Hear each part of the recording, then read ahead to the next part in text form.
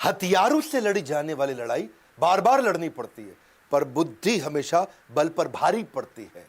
ऐसे बुद्धि के राजा 21वीं सदी के चाणक्य, हमारे देश के जेम्स बॉन्ड अब काल्पनिक चरित्र नहीं रह गया। असली के जेम्स बॉन्ड अजीत डोवाल, प्रधानमंत्री के बाद कहा जाता है कि दूसरे सबसे शक्तिशाली व्यक्ति हैं। सीधा कैबिनेट मिनिस्टर का दर्जा, पर पीएमओ को सीधा रिपोर्टिंग, बीच में कोई नहीं। कीर्ति चक्र, प्रेसिडेंट पुलिस मेडल। अगर पाकिस्तान इनके नाम से डरता है, क्यों डरता है, क्यों घबराता है, क्यों पाकिस्तान के विदेश मंत्री, रक्षा मंत्री सब इसी की बात करते हैं। ये अजीत डोवाल की स्ट्रैटेजी, ये अजीत डोवाल नहीं होता तो क्या होता, अजीत डोवाल के कारण हो गया ये। डोवाल कौन है अजीत डोवाल, बात करूंगा। आजकल तो फॉर्म में चल रहा हूं, मजा आ रहा है। 2050 मैकडोनल्ड, गांधी, बंगाल, बिलियनियर्स के ऊपर वीडियो बनाया, और जो पब्लिक स्पीकिंग के 2 वीडियोस बनाए वो नहीं देखे तो जरूर देख लीजिएगा। नमस्कार, मैं Vivek Bindra, founder and CEO बड़ाबिजनेस.com। नीचे एक तो अजीत डोवाल के बारे में आज बात करेंगे खूब कमेंट बॉक्स में, क्या कौन सी स्टोरी उनकी कहानी पसंद आई, कई कहानियां बताने वाला हूं। एक ऐसे जासूस, एक कठोर जिंदगी जीने वाले वो जासूस जिन्होंने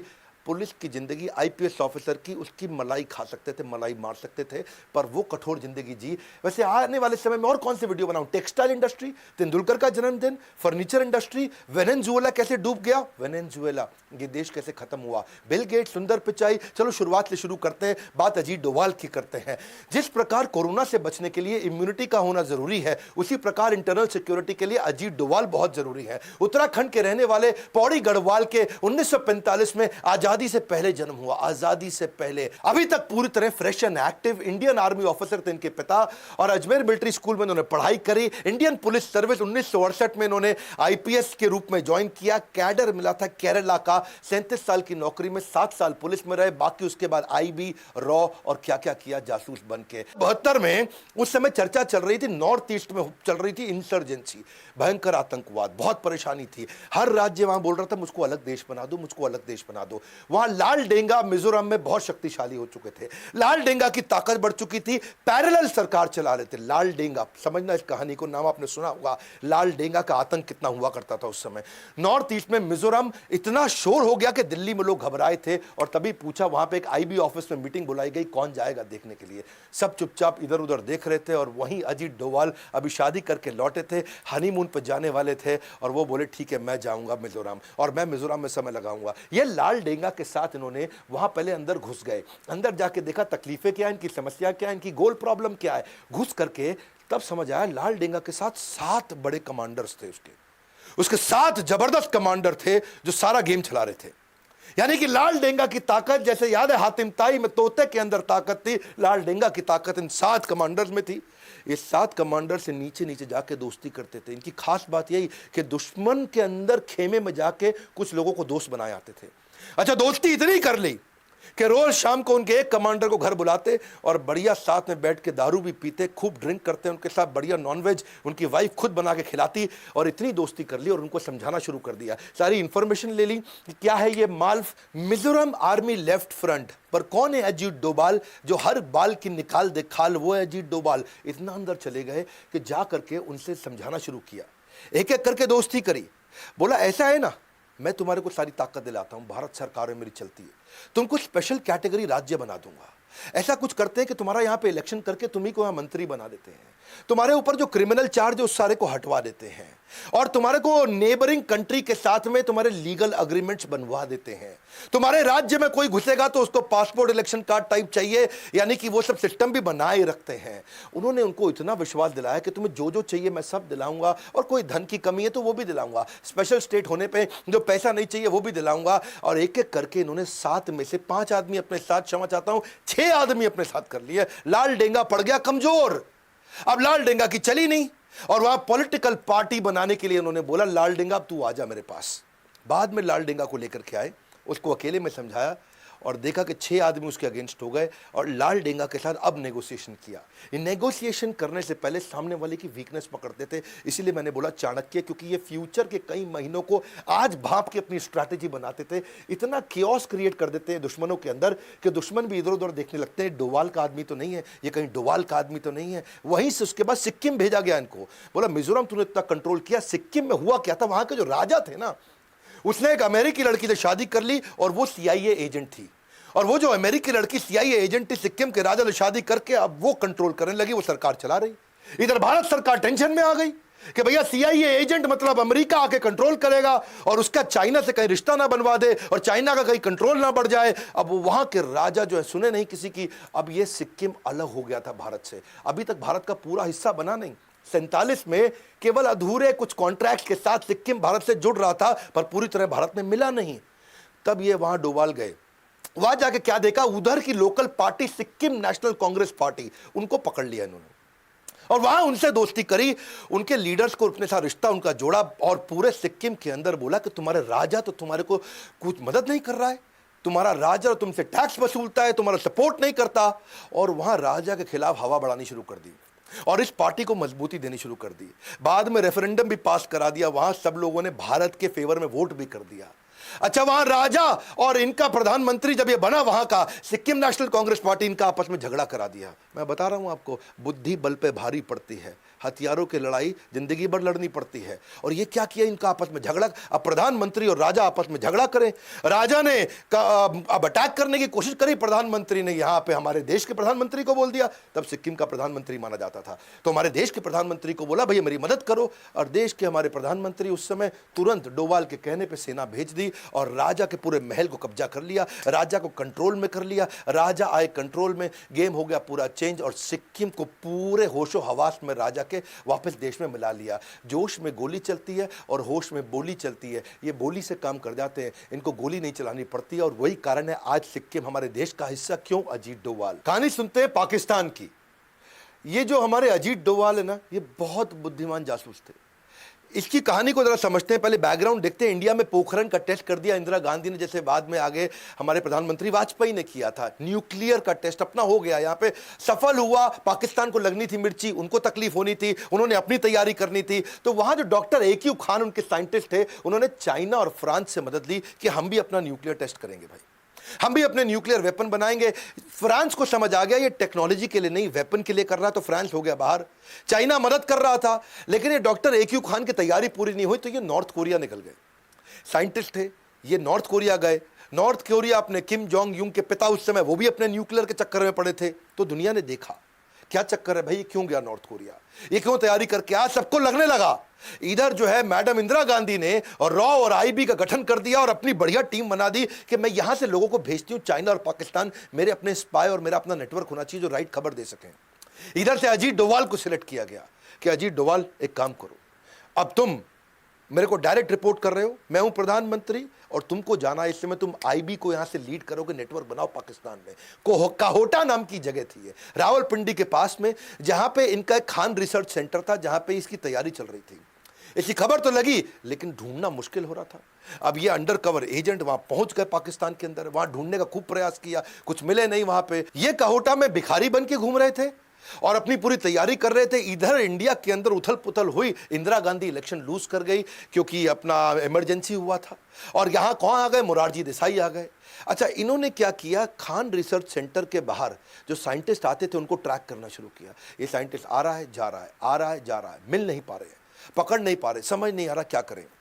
तो इनकी जो अपनी पढ़ाई थी, इनको पढ़ाई से समझ में आया कि अगर कोई न्यूक्लियर वेपन पे काम कर रहा है तो उसका जो रेडिएशन है ये उसके शरीर में आ सकता है, उसके शरीर के स्किन का टुकड़ा मिल जाए, बाल का टुकड़ा मिल जाए। तो उन्होंने एक ऐसा नाई ढूंढ लिया, वहां ऐसी बार्बर शॉप ढूंढी जहां पे साइंटिस्ट जाया करते थे। तो वहां जाकर के भिखारी बन के वहां बाहर बैठ गए और वहां बालों के सैंपल उन साइंटिस्ट लोगों के कलेक्ट करने शुरू कर दिए। बहुत बुद्धिमान थे, बहुत बुद्धिमान, लंबी तैयारी करके चले। अगर ये न्यूक्लियर वेपन पे काम कर रहे हैं तो बालों में रेडिएशन आ जाएगा। इन्होंने धीरे धीरे सैंपल कलेक्ट किए और किसी तरह अपने नेटवर्क के थ्रू उसको इंडिया में भेजा। और इंडिया में जब बालों को चेक किया गया तो बहुत भारी मात्रा में रेडिएशन भी मिल गया। अब समझ आ गया कि यहीं पे पाकिस्तान काम कर रहा है, यहीं तैयारी हो रही है। तो इन्होंने जो है सोचा कि अब क्या किया जाए, इसको कैसे तबाह करें, इसे कैसे खत्म करें। ये सोचा कि भाई अब दोबारा झगड़ा किया इनके साथ में तो अमेरिका पाकिस्तान की मदद कर देगा। तो अगर मैं इस समय अपने प्रधानमंत्री को समझाऊं उनको अटैक करें, हमारे प्रधानमंत्री मानेंगे नहीं। तो उन्होंने एक इंटेलिजेंट तरीका निकाला। इन्होंने सोचा कि मोसाद को पकड़ता हूं मैं। तो इजराइल की जो अपनी इंटेलिजेंस एजेंसी मोसाद को उन्होंने बोला, देखो भाई मेरी बात समझो आप, ये जैसे तुमने इराक को तबाह किया, ये मुसलमान देश है, अगर इसने बना लिया न्यूक्लियर वेपन सबसे पहले तुम उड़ जाओगे, तुम खत्म हो जाओगे। इसलिए एक काम करते हैं, मैं तुमको सब बताऊंगा कहां पे करना, तुम आके इसको उड़ा दो। तो अजीत डोभाल इंटेलिजेंट थे, बोले इंडिया को लड़ना भी नहीं पड़ेगा और मैं इजराइल और पाकिस्तान का आपस में झगड़ा करा दूंगा, मेरा काम भी बन जाएगा और यहाँ कोई न्यूक्लियर टेस्ट होगा भी नहीं। तो और मोसाद मान भी गए। ये इतना बढ़िया कन्विंस करते थे, पता नहीं बुद्धादित्य योग है इनके पास, कौन सा योग है, ऐसे एस्ट्रोलॉजिकल योग है, ये जिसके पास जाए उसको कन्विंस कराया करते थे। और कन्विंस कर दिया, इजराइल तैयार हो गया। इजराइल ने बोला एक काम करो भैया, हम कहीं इराक के ऊपर से उड़ा करके, ये जो मिडिल ईस्ट कंट्री है यहां से तुम जहाज ला नहीं सकते, पूरी तरफ दूसरी तरफ से घुमा के लाना पड़ेगा, रीफ्यूलिंग के लिए तुम हमारी मदद करो, गुजरात में रीफ्यूलिंग कर लेंगे, अपना बेस दे देना, वहां से जाएंगे, इनको उड़ा देंगे पाकिस्तान में, पूरा खत्म कर देंगे इनका खान रिसर्च सेंटर, कुछ नहीं होगा न्यूक्लियर टेस्ट। तो ये बोले ठीक है। अब ये रिपोर्ट करते रहे पीएमओ को, ये पीएमओ के पास गए, उनसे बात किया, भैया मैंने इतना जुगाड़ कर दिया, आपको नहीं लड़ना पड़ेगा, मैं इजराइल को लड़वा के काम करा दूंगा। पीएमओ ने बोला, अब जो थे ये गांधी विचारधारा के थे, हाँ यहां गड़बड़ हो गया। यहां मोरारजी देसाई ने सोचा कि ये तो इंदिरा गांधी का प्लान था भैया, ऐसा ना हो इंदिरा गांधी की वाह वाह हो जाए। उन्होंने साफ बोल दिया कि भाई वो कर रहा है टेस्ट, उसको करने दो, हम तो गांधी विचारधारा के हैं, हम तो लड़ते नहीं किसी से, वो उनके देश का आंतरिक मामला है, मुझको नहीं लड़ना भैया, हम नहीं वो इजराइल को बुलाएंगे यहाँ पे, हमारी धरती को क्यों खून से रंगा जाए, हमारी धरती को क्यों गंदा किया जाए। उन्होंने साफ मना कर दिया। अब वहां मना कर दिया तो ये बड़े परेशान हो गए, क्या कर रहे हैं, इतना मुश्किल से बाल वाल निकाल के सब जुगाड़ करके इजराइल को समझा के कराया, लेकिन ये हार कहाँ मानने वाले थे। कल की सुरक्षा के लिए सबसे अच्छी तैयारी रहे, विनम्रता से ही सही मगर कोशिश जारी रहे। इन्होंने कोशिश करते रहे। इन्होंने देखा एक साइंटिस्ट को पकड़ लिया, उसका एक्स्ट्रा मैरिटल अफेयर निकाल दिया और वहाँ लड़की को भी पकड़ा, इनको भी पकड़ा और साइंटिस्ट को जाके बोला इधर आ, मैं तेरी सारी खबर लीक कर दूंगा और तुझको बर्बाद कर दूंगा, मैं मेरी बात सुन, मैं इसको ब्लूप्रिंट दे दे अंदर का, बस इतना कर दे। वो साइंटिस्ट घबरा गया, वो बोला ठीक है पूरा ब्लूप्रिंट सब कुछ दे दूंगा पर $10,000 दे दे मुझे, ताकि मैं यहाँ से बाहर निकल जाऊँ, मेरी ज़िंदगी भी तो सेट कर लो ना, मैं यहाँ से निकल जाता तो पूरा ब्लूप्रिंट दे दूंगा, तो इंडिया को दे दियो। इसने कहा ठीक है, $10,000 तो कुछ नहीं है। इन्होंने अपना फिर फ़ोन लगाया वहाँ पीएमओ को, हाँ जी $10,000 दे दो, काम हो गया हमारा, कैश में जाएगा पैसा, हाँ तो वैसा ही जुगाड़ चाहिए इनको। तो वहाँ पर मोरारजी देसाई ने फिर मना कर दिया। मोरारजी देसाई बोले ऐसे थोड़ी होता है, हमारे पास तो बजट भी नहीं है जी, हमारे पास पैसा भी नहीं है, और हम क्यों ये सब काम करें, जो पाकिस्तान को करना है वो अपनी धरती पे कर रहा है, हम अपनी धरती पे कर रहे हैं, वो उनका आंतरिक मामला है। मोरारजी देसाई ने फिर से मना कर दिया। अब यहाँ पर परेशान हो गए। अच्छा इधर हमारे रॉ के चीफ अरिन का वो परेशान हो गए, वो बोले मोरारजी देसाई जी ये क्या तरीका हुआ, हम लोगों ने अपने स्पाई नेटवर्क को जान खतरे में डाल के इंफॉर्मेशन ला रहे हैं, सोचो सर आपको ब्लूप्रिंट मिल गया तो आप क्या क्या कर सकते हो, आपको सब पता चल जाएगा उनके बारे में। इन्होंने मना किया, उसने रिजाइन कर दिया। अच्छा अरिन काऊ ने यहाँ रिजाइन किया, लेकिन वो वहाँ हार नहीं माने। अजीत डोभाल फिर भी वहाँ लगे रहे। अजीत डोभाल ने वहाँ और तैयारियां करी कि मैं कैसे मैं इसको नेस्ते नाबूद करूं, कैसे इसको ख़त्म करूं कैसे। पर इतने में क्या हुआ, इनके जो यहाँ पे नए राष्ट्रपति यानी कि अभी आर्मी के थे, वो आकर के पूरे डिक्टेटर जिया उल हक, उन्होंने कंट्री को, पाकिस्तान को अपने कंट्रोल में ले लिया। लेकिन वो चाहते थे आजू बाजू के देशों से रिश्ता ठीक बना रहे, थोड़े धार्मिक थे, सबसे प्रेम से बात किया करते थे, कभी श्रीलंका के प्राइम मिनिस्टर को फ़ोन करें, कभी बांग्लादेश में करें, कभी फ़ोन करें नेपाल में, तो इंडिया में फ़ोन लगाए कभी कभी। अच्छा यहाँ पे जब मोरारजी देसाई से बात किया, मोरारजी देसाई अपने शाम को अपनी अलग आनंद में जीवन जी रहे थे, और वहाँ मोरारजी देसाई फ़ोन पे बात करते वक्त उन्होंने इनको बोल दिया, तुम क्या समझ रहे हो जिया उल हक, हमने कच्ची गोलियां नहीं खेली, हमें सब पता है तुम कहोटा में क्या कर रहे हो। और वहाँ जिया उल हक परेशान, वो कहा ये क्या हो गया, इसको कैसे पता, तुम क्या न्यूक्लियर वेपन बना रहे हो, तुम्हारे कितने साइंटिस्ट हैं, वहाँ क्या क्या तैयारी करी, तुम्हारे खान रिसर्च सेंटर में क्या हो रहा है। हम कच्ची गोलियां नहीं खेलें जिया उल हक, हमारा भी नेटवर्क है तुम्हारे यहाँ पे, हाँ जरा कंट्रोल में रहो जिया उल हक। जिया उल हक परेशान। ये हमारे देश के या दुनिया के किसी भी देश के प्रधानमंत्री के द्वारा की गई लगभग सबसे बड़ी गलती थी। और यहाँ जिया उल हक ने क्या किया, ये बहुत गुस्से में आ गए, वापस आए। सोचो इतना कॉन्फिडेंशियल प्रोग्राम किसी को नहीं पता दुनिया में हम कर रहे हैं, और यहाँ इनके प्रधानमंत्री को पता है। इन्होंने ढूंढ ढूंढ के हमारे नेटवर्क के आईबी के एजेंट्स, ढूंढ ढूंढ के हमारे रॉ के एजेंट्स को पकड़ पकड़ के निकाल के मारा, और कईयों को मारा, और सब बेचारे मार दिए गए, पूरा नेटवर्क वहाँ नेस्ते नाबूद हो गया, सब खत्म हो गया। और लेकिन अजीत डोभाल चुपचाप वहाँ से निकल के भाग आए, वो इंडिया आ गए। इतना तो तबाह इनको कर दिया था कि उन्होंने इनका न्यूक्लियर टेस्ट 15 साल डिले करा दिया। अमृतसर स्वर्ण मंदिर की कहानी है अगली, जिसमें रिक्शा वाला बन के इन्होंने आतंकवादियों को खत्म कराया। लेकिन उससे पहले समझो कि जासूस की जिंदगी होती कैसे है। ये एक्सट्रीम लोनलीनेस की जिंदगी है, ये अकेलेपन की है, हाई रिस्क की है। पत्नी को नहीं पता तू है कहाँ पे, किसी को नहीं पता, और अगर सब ठीक चल रहा हो ना, जीत रहे हो, तो कॉन्फिडेंस बना रहता है। लेकिन भाई साहब जब बिल्कुल अकेले पड़ जाओ और सब खराब हो रहा और सारे प्लान बर्बाद हो रहे हो और आपको पता है किसी भी समय मारे जा सकते हो, उसके बावजूद इतना करेज रखना, ये थे अजीत डोभाल। अगली कहानी स्वर्ण मंदिर अमृतसर की। एक जासूस की सबसे बड़ी ताकत उसका आत्मविश्वास होता है, और वहां स्वर्ण मंदिर, वहां भिंडरेवाला, इन लोगों ने कब्जा कर रखा था पूरे स्वर्ण मंदिर को। 1984 में जब ऑपरेशन ब्लू स्टार हुआ था तो कई लोग मारे गए थे, पूरा स्वर्ण मंदिर भी टूट गया था, तो लोगों को बहुत बुरा लगा, स्वयं इंदिरा गांधी को भी बुरा लगा था। नहीं चाहते थे कि गुरुद्वारे का नुकसान हो, पर नुकसान बहुत हो चुका था, सिख लोग बहुत नाराज हो चुके थे। लेकिन इस दफा जो खालिस्तान की डिमांड के लिए कई आतंकवादियों ने स्वर्ण मंदिर को कब्जे में ले लिया, उसको छुड़वाना था। और कैसे किया जाए? केपीएस गिल उस समय इंस्पेक्टर जनरल हुआ करते थे, हेड ऑफ द पुलिस थे उस समय पूरे पंजाब के। ये वहां पहुंचे अजीत डोभाल। अजीत डोभाल बन गया वहां रिक्शा वाला, और रिक्शा वाला बन के आजू बाजू इधर उधर स्वर्ण मंदिर के आसपास घूमने लगे। अच्छा, ये वहां पंजाबी थे नहीं तो पकड़ में आ रहे थे। वहां पे जितने खालिस्तानी आतंकवादी, वो समझ रहे थे कि ये आदमी लोकल नहीं लग रहा है, लेकिन ये इतना एक्सपर्ट बन के वहां रिक्शे में घूम रहे थे, लेकिन शायद ये चाहते थे कि मैं उनकी नजर में आ जाऊं, और आ गए नजर में। और वहां जितने आतंकवादी, उनमें 4 लोग आए और उसको पकड़ लिया। ये इधर आ, कौन है तू? ए कित्थों आया है तू? तो सानू पंजाबी लगदा नहीं है, आजा आजा आजा। उनको ले गए साथ में, पंजाबी नहीं लग रहा तू, कौन है? अच्छा, अब ये पकड़े गए वहां। अब परेशान मैं करूं तो क्या करूं?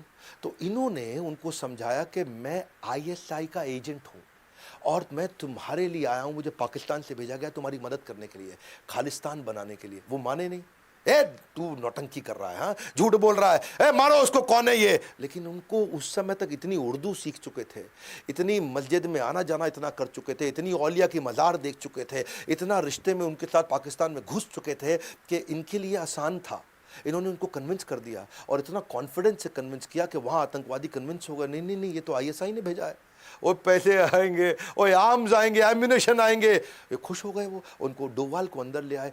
मैंने बताया ना, डोभाल की लोगों को कन्विंस करने की, साइकोलॉजी के साथ खेलने की क्षमता बहुत बड़ी। और अंदर जा करके कितने स्नाइपर कहाँ हैं, कितने गन मजबूत हैं इनके पास में, कौन सी खिड़की से अटैक करेंगे, ट्रिग्नोमेट्री से कौन सा एंगल लेंगे, कहाँ कहाँ इनकी गोली चलेगी, कहाँ चूकेगी, वो सारा अंदर ब्लूप्रिंट अपने दिमाग में छाप लिया। 3 दिन उनके साथ रहे, 3 दिन अंदर पूरा घूम करके देख देख के एक एक आदमी को, अच्छा कितना असला, कितना बारूद, कितनी देर तक लड़ पाएंगे, लगातार गोली चलाएंगे, कितना देर तक लड़ेंगे, लेके इंफॉर्मेशन बाहर आ गए। और बाहर आकर के हमारे वहां जितने भी सारे कमांडोज थे, और उस कमांडो ऑपरेशन में उनको ट्रेन किया, उनको समझाया और उनको एक एक का डायरेक्शन दिया। गए अंदर, सारे के सारे आतंकवादियों को खत्म किया। एक भी आदमी सेना का हमारा मारा नहीं गया, एक भी कैजुअलिटी नहीं हुई, कोई नहीं मरा। कंट्रोल करके पूरा ऑपरेशन जीत करके लेके आए। ये थे अजीत डोभाल, कभी बनते भिखारी, कभी बनते रिक्शा वाला। शुरुआत केरला में कंट्रोल किया, बाद में नॉर्थ ईस्ट कंट्रोल किया, पंजाब को कंट्रोल किया, पाकिस्तान से कंट्रोल लेकर के आए न्यूक्लियर वेपन को। अब बारी थी कश्मीर की। इलेक्शन वहां हो नहीं पा रहे थे, इंडिया बड़ा परेशान था, वहां मिलिटेंसी बढ़ती चली जा रही थी, तकलीफें बढ़ रही थी।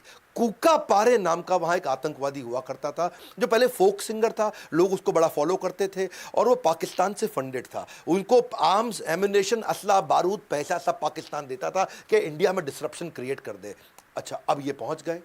ये जब जाते थे किसी को पता नहीं चलता कि वहां पहुंच गए। ये पहुंच के वहां जाके कूका पारे को मिले और उसको मिल करके पर्सनली साथ में बैठाया, उससे दोस्ती किया, उसके साथ खाना पीना हुआ, उसके साथ नाश्ता चाय पानी, और रात को भी उसके साथ अलग प्रकार का रिलेशनशिप बनाया कि भाई बैठ के गप मारे आराम से। कूका पारे को कंफर्टेबल कर दिया और समझा दिया कि तुझे कुछ नहीं दे रहा है पाकिस्तान, मैं तुझे सारा सपोर्ट करूंगा। नेगोशिएशन की स्किल्स बड़ी आउटस्टैंडिंग थी इनकी। मिला लिया, कूका पारे हो गया इनके साथ में, अपने 250 लोगों के साथ में कूका पारे को सपोर्ट किया, और कूका पारे को समझाया कि जो पाकिस्तान तेरी मदद करता था, आज तू उसके अगेंस्ट खड़ा होगा। और वही कूका पारे पाकिस्तानी आतंकवादियों के अगेंस्ट इस लड़ाई में भारत के साथ हो गया। उनको मारना शुरू किया, उनको गोलियां बरसाई, बहुत नुकसान किया इन्होंने पाकिस्तान का। इस तरह से, और आगे चल के इलेक्शन भी हुए, उसी के बाद इलेक्शन हो पाए, और बाद में कूका पारे को उन्होंने वहां पे एक एमएलए की तरह खड़ा भी करा दिया, कूका पारे की पार्टी को भी मजबूत कर दिया। पाकिस्तान आतंकवाद करता है, युद्ध नहीं करता है।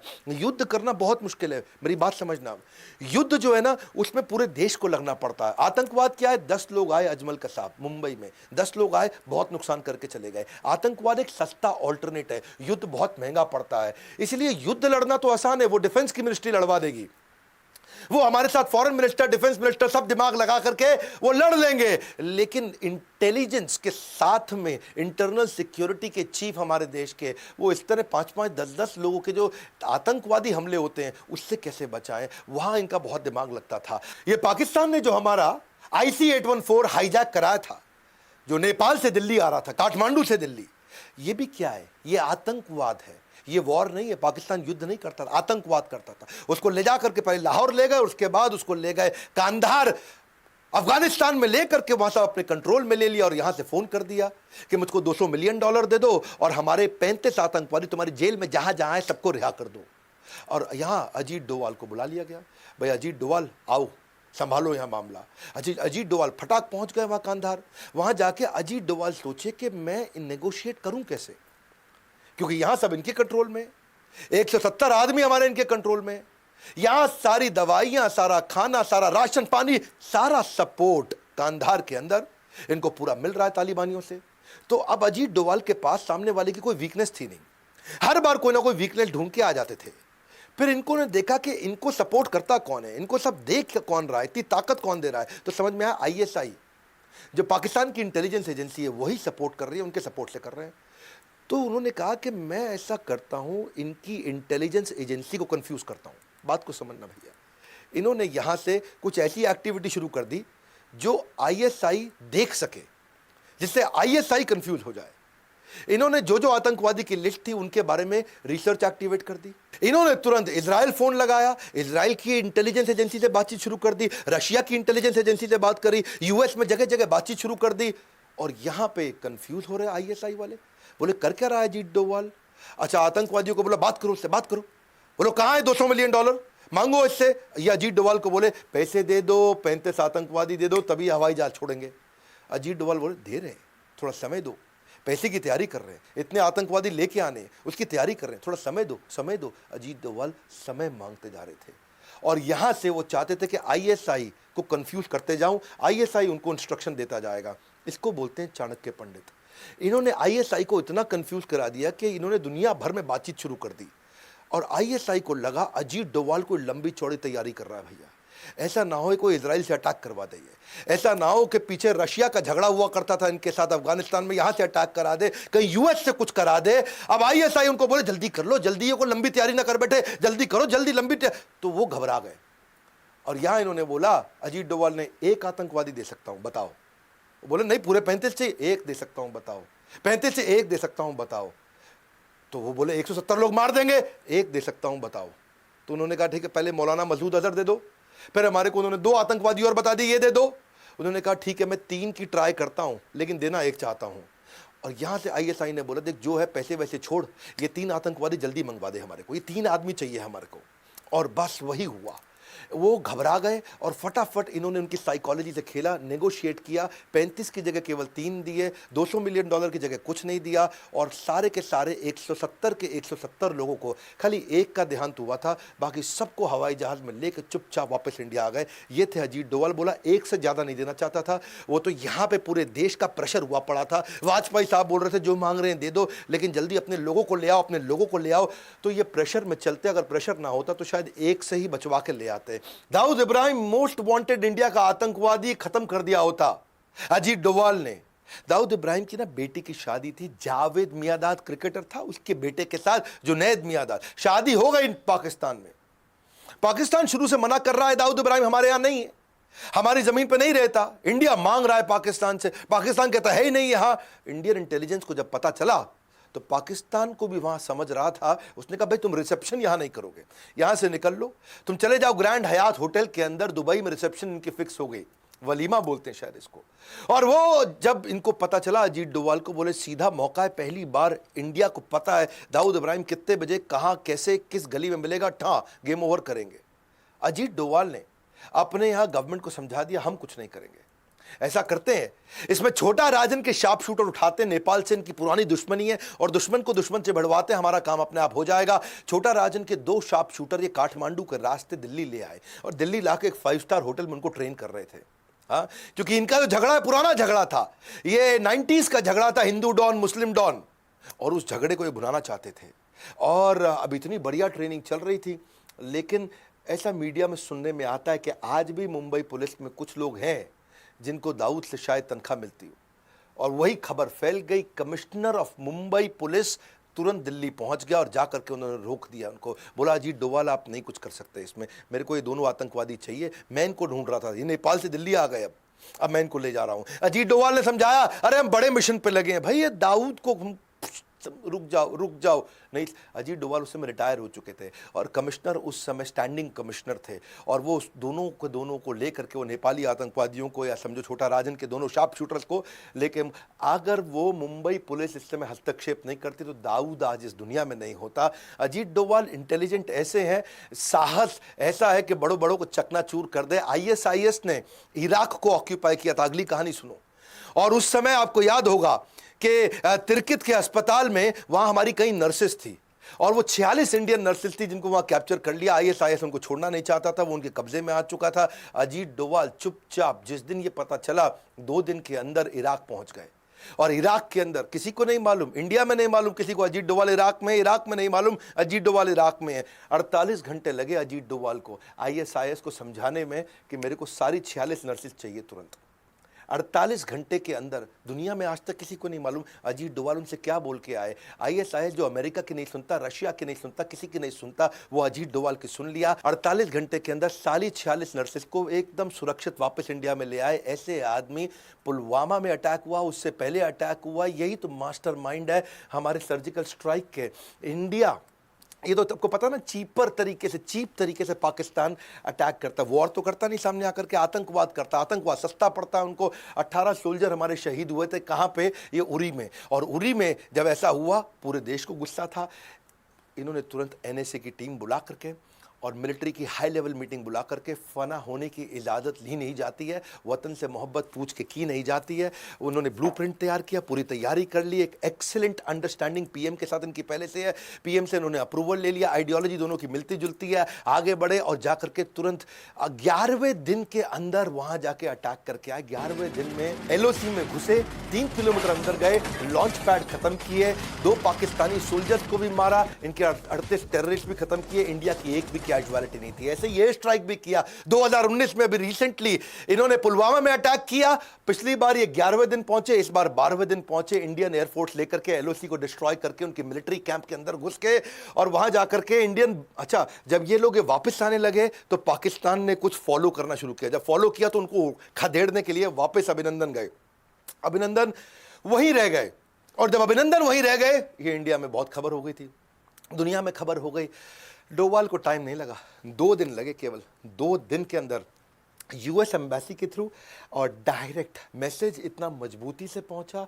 इमरान खान दुनिया को बोले नहीं नहीं, हम तो क्या है विनम्रता के चलते वापस कर रहे हैं। हिंदुस्तान का पायलट हमने पकड़ा हुआ है, हम एज ए पीस जेस्टर हम उसको कल रिहा करने लगे हैं हिंदुस्तान को। पर 48 घंटे के अंदर बड़ा क्लियर मैसेज दे दिया, ज़्यादा इधर उधर किया, बलूचिस्तान तुम्हें दिखेगा नहीं, बहुत स्ट्रांग मैसेज दिया। 48 घंटे में अभिनंदन वापस। मुद्दा बड़ा सिंपल है, मुझे ना तन चाहिए ना धन चाहिए, बस अमन से भरा ये वतन चाहिए, और जब मरूं तो तिरंगा कफन चाहिए। ये तो सारी मलाई दुनिया की मार सकते थे, पर हमेशा इन्होंने वो काम किया जो सबसे ज़्यादा रिस्की था। कभी डरे नहीं, निडर है, किसी थ्रेट से घबराते नहीं, चेहरे पे इनके डर दिखता नहीं है, मेंटल पीस को मैनेज कर पाते हैं। इनके पास में सामने वाले की सारी फ्यूचर टैक्टिक्स क्या है उसको पकड़ सकते हैं। अग्रेशन, गुस्सा और शांति, ये दोनों को साथ में लेकर चलने वाले, साइकोलॉजी से खेलने वाले, देश को अपनी जान पर खेल कर आंतरिक बाहरी सुरक्षा देने वाले अजीत डोवाल को हम कुछ नहीं दे सकते, पर अगर कुछ दे सकते हैं तो उनको भारत रत्न दे सकते हैं। उनको आज तक पद्मश्री, पद्म भूषण, पद्म विभूषण क्यों नहीं मिला है? क्या लगता है, क्या ये भारत रत्न के असली हकदार नहीं, क्योंकि ऐसे रत्न बार बार जन्म नहीं लेते? मैं पिछली बार की तरह रतन टाटा कैंपेन में आपने मेरा साथ दिया था, भारत रत्न फॉर रतन टाटा, आज फिर कैंपेन ले रहा हूं मैं। 100 लोगों को मैंने अपने कोर्सेज फ्री दिए थे, लगभग 105 लोगों को। अगर आपकी ट्वीट को इस समय रीट्वीट आते हैं, लाइक्स आते हैं, लोग फॉलो करते हैं, तो मैं आपको अपने कोर्सेज फ्री दूंगा अगर आप मेरे हैशटैग को ज्वाइन कर जाते हो। क्योंकि ये हमारे देश के ऐसे जासूस आज 76 साल की उम्र में अनस्टॉपेबल हैं। हाँ, आज जीते जी उनको भारत रत्न मिलना चाहिए। Bharat Ratna for Ajit Doval, spelling check कर लीजिए, AJITDOVAL, Bharat Ratna for Ajit Doval, hashtag request by doctor Vivek Bindra. बस ये 2 हैशटैग कीजिए और मैं आपको आपको फॉलो कर लूंगा। ट्विटर पे जाइए, इस वीडियो में इस हैशटैग के बारे में सबको रिक्वेस्ट करिए। अजीत डोभाल हमारे ऐसे रत्न बार बार जन्म नहीं लेते हैं, उनके जीते जी उनको भारत रत्न मिलना चाहिए। अगर आप मेरे साथ हैं तो इस 2 हैशटैग के साथ में इस कैंपेन को ताकत दीजिए। Bharat Ratna for Ajit Doval, request by doctor Vivek Bindra. ये 2 hashtag request by doctor Vivek Bindra से मैं आपको कैप्चर कर दूंगा। और अगर आपके ट्वीट को लोगों ने रीट्वीट किया, उसको लाइक किया, उसको फॉलो किया, उसको शेयर किया और 100 से ज्यादा का एंगेजमेंट आया, मैं आपको सिलेक्ट करूंगा और मैं आपको एवरीथिंग अबाउट एंटरप्रेन्योरशिप कोर्स, इतना तो मैं कर सकता हूं, मैं कोई कोर्स बेच नहीं रहा, आपको free of cost 100% discount, 100% free of cost, कोई कैशबैक, कोई लेफ्ट राइट नहीं, ये मेरा आपको गिफ्ट होगा। क्या आप और मैं इतना कर सकते हैं अपने देश के अजीत डोभाल जी, जिन्होंने, इससे क्या इंस्पिरेशन होगा, देश का कैरेक्टर बिल्ड होगा, जो देश के लिए काम कर रहा है। बाकी के लोग जो आज बड़े बड़े आईएएस आईपीएस ऑफिसर्स हैं, उनके लिए भी इंस्पिरेशन होगा। अगर देश के लिए कुछ करोगे तो देश आपको रेसिप्रोकेट करता है। इस वीडियो को शेयर कर दो, अजीत डोभाल जी के इस वीडियो को शेयर करो। एक एक कहानी मैं आपको डिटेल में बताना चाहता था और बताऊंगा अगली दफा। लाइक करके उत्साह बढ़ाइए फ्री वीडियोस पे। कमेंट बॉक्स में बताइए अजीत डोभाल जी की कौन सी स्टोरी आपको इंस्पिरेशनल लगी, नीचे आ जाइए कमेंट बॉक्स में और हैशटैग कैंपेन को पॉपुलराइज करते हैं। हमारे साथ जुड़े रहने के लिए, अजीत डोभाल जी को भारत रत्न दिलाने के लिए आप सबका हृदय की गहराइयों से प्रेम पूर्वक बहुत बहुत धन्यवाद।